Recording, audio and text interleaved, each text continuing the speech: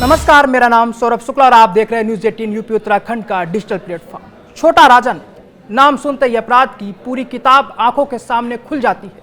लेकिन क्या आपको पता है, छोटे राजन से पहले भी इस दुनिया में एक और राजन था और उसी ने छोटा राजन को अपराध की राह दिखाई थी। वो था बड़ा राजन उर्फ राजन महादेव नायर।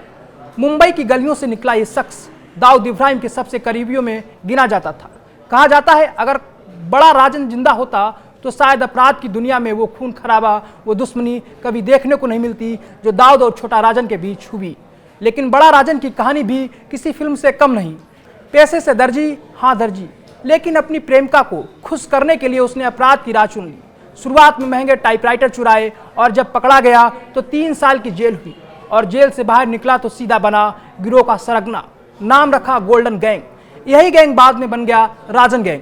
मुंबई की सड़कों पर इस गैंग ने खून, खौफ और रंगदारी का ऐसा खेल खेला कि पुलिस तक खौफ खाने लगी। 70 के दशक के बाद मुंबई का हर कोना राजन गैंग के सामने कांपता था। बड़ा राजन के सामने उस वक्त के कई बदनाम गैंगस्टर छोटे लगते थे, लेकिन किस्मत को कुछ और ही मंजूर था।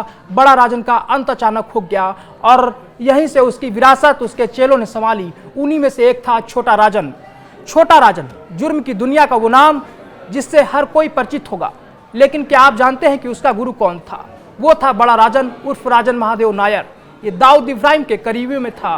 कहा जाता है कि अगर बड़ा राजन आज जिंदा होता तो शायद दाऊद और छोटा राजन के बीच दुश्मनी भी नहीं होती।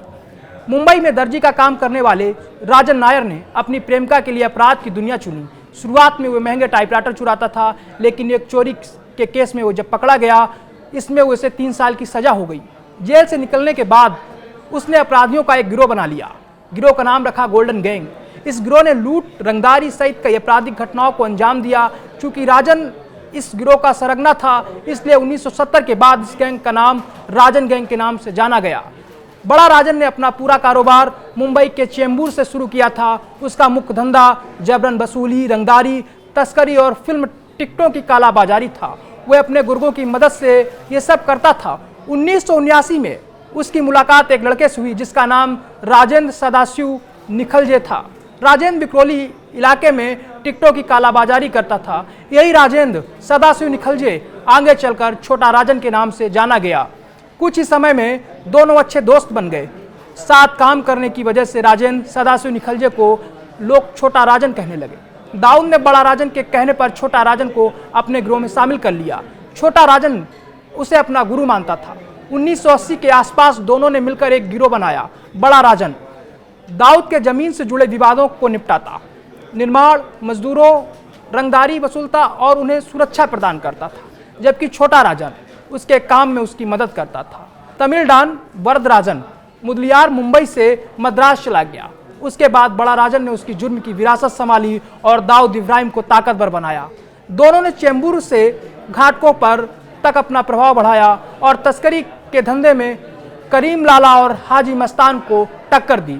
बड़ा राजन के बारे में कहा जाता है कि अगर वह दाऊद के साथ ना होता तो दाऊद अंडरवर्ल्ड पर अपनी पकड़ कभी मजबूत नहीं कर पाता। 1980 के दशक के आखिर में बड़ा राजन ने अब्दुल कुंजू नाम के एक अपराधी को अपने गिरोह में जगह दी, लेकिन कुछ समय बाद अब्दुल कुंजू ने बड़ा राजन की प्रेमिका से शादी कर ली।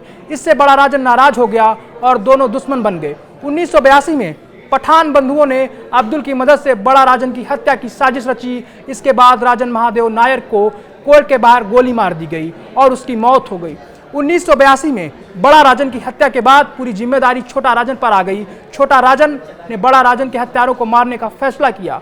अब्दुल छोटा राजन से इतना डर गया था कि उसने 1 साल बाद 9 अक्टूबर 1983 को पुलिस के सामने आत्मसमर्पण कर दिया। छोटा राजन और उसके गुंडों ने अब्दुल कुंजू को मारने की कई कोशिशें की, लेकिन हर बार वह बच निकला।